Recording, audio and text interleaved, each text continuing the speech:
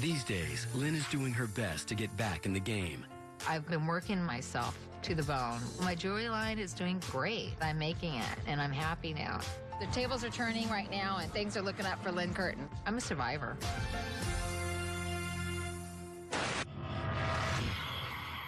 What's up, Jerry? How you been? I don't think my publicist set this up. Leave it to comedian Jerry Seinfeld to find a way to turn marital drama into a primetime spectacle. The Marriage Ref was a show that involved celebrities serving as a panel of judges, and they would weigh in on a specific problem that a couple was having. It's a comedy show. It really is. The idea of the show is the funny conversations that you have with another couple about what a nightmare their respective marriages are. Howie and Christine Kohlenberg were the first couple featured on The Marriage Ref in 2010. They were looking for a way to solve their personal issues and gain exposure for their failing spa business. At that time, it was a recession, and there was a lot of stress, and the marriage wasn't doing well. We really sunk all our life savings into this business. Plus, we had the new baby involved. We had adopted him, so it was a struggle, and we were pinning a lot on the reality show. We were hoping, like, wow, this could launch Chill Spa, could be huge. They pump you up. The producer said, "You ready? Because this time next week, everybody's gonna know your name." Then you're like, wow. On the show, the Kohlenbergs argued about whether Howie was justified in taking off his wedding ring to play basketball and go out drinking with his buddies. Celebrity judges Tina Fey and Eva Longoria sided with Christine. Felt really bad about it when it came out. It was like humiliating for him.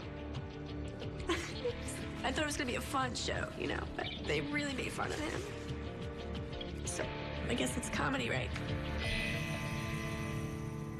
According to Marriage Ref executive producer Ellen Rakuten, the show was designed precisely to be humorous.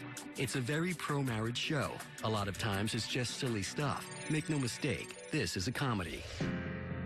The Kohlenbergs say shortly after their episode premiered, their spa business went under and their marriage collapsed. There was always problems. We were married 14 years, but I think after the show, it was just too far gone. The reality show ruined my marriage. I'm not saying it was the whole reason we got divorced, but I would say it was the nail in the coffin.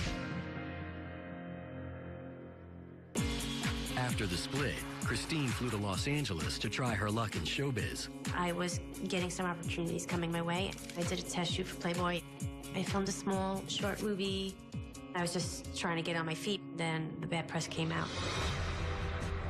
In June 2011, more than a year after his appearance on The Marriage Ref, Howie went to the New York Post claiming that Christine ditched him and their son because she became obsessed with fame. Now she's getting this huge head. She wants to do Playboy. She had all these ideas that I have to live my life and be an actress. I just was shocked. So I did not abandon my son.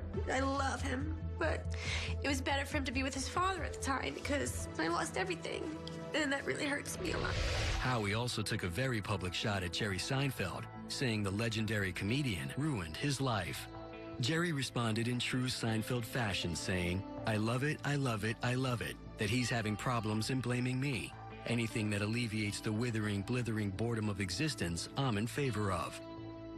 I'm not saying that reality shows are all bad, but it did have an effect on my marriage and my life. It's a game, and you need to be prepared because it could be amazing or it can go bad. You don't realize until you're in the situation how powerful reality TV can be. It's very powerful. Coming up. Teresa was spending money like they were making it in the basement.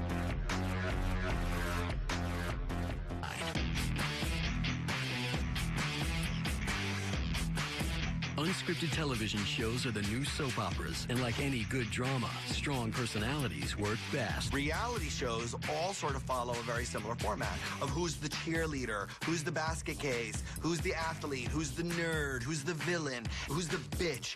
And the greatest characters are ones that are like an onion. As you heal, they become more interesting. On TV, Teresa Giudice plays the resident villain on The Real Housewives of New Jersey. Teresa Giudice is insane. No, I shouldn't say that.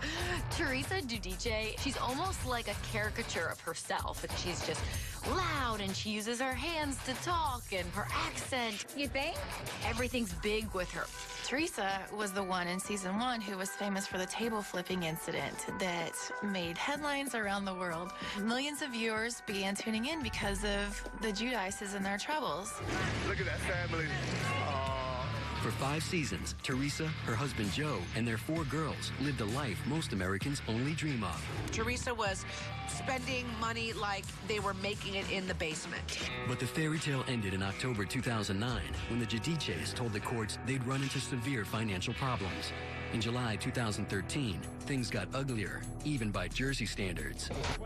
NBC News reported that a federal grand jury indicted the Giudices on 39 counts, including conspiracy to commit mail and wire fraud, bank fraud, and bankruptcy fraud. Joe was also charged with failure to file tax returns from 2004 to 2008, when he allegedly made nearly $1 million. Because he's not an American citizen, he faces possible deportation. Is he afraid about being deported? We always worry, but we're going to prepare a great defense. Every coin has 2 sides, and there is another side to this. Teresa and Joe pled not guilty to all charges and denied any wrongdoing. In November 2013, the Giudices also pled not guilty to 2 additional federal counts brought against them for alleged fraudulent bank and loan applications.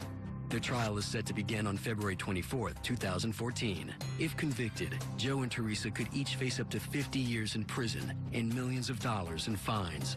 The tough news hasn't stopped Teresa from keeping up appearances. She continues to star on episodes of The Real Housewives of New Jersey. How's the show going? Show's going good. Any surprises coming up? Gossip? Any gossip? You gotta catch up. Since its debut in 2009, Teen Mom has been a magnet for out-of-control characters. The premise of the show is get some unruly teens who are behaving badly and are now responsible for another life, and let's watch them. Amber Portwood fit the bill to a T. At 16, she got pregnant and dropped out of high school. The series captured her struggle to balance motherhood with constant partying. Amber becomes known as like the trashiest mom in America or something, and you're like, give her a break. She is a teenager. Amber's hot temper led to frequent screaming matches with the father of her child, Gary Shirley. In 2010, during season 2, Amber was charged with domestic battery after she was caught on tape beating Gary. In June 2011, Amber was convicted of 2 counts of domestic battery, according to court records. She was given a 2-year suspended sentence in order to attend 6 months of anger management classes. Come to find out, besides her anger issues and her daughter be taken away from her, she was suffering from drug issues. Court records show that in December 2011, the teen mom was arrested for possession of a controlled substance. According to E! News, Amber pled guilty and was sentenced to a 5-year prison term. She avoided jail time by entering a court-mandated drug rehab program. But 3 months into treatment, Portwood decided she preferred to go to prison. I felt like I'd rather do my time and get it over with and make the best out of the situation that's been handed to me. Things got so bad that Amber tried to take her own life. I had taken 30 Suboxone within about 3 days. You know, the depression took over, and I just take 4 or 5 at a time underneath my tongue. I was very depressed.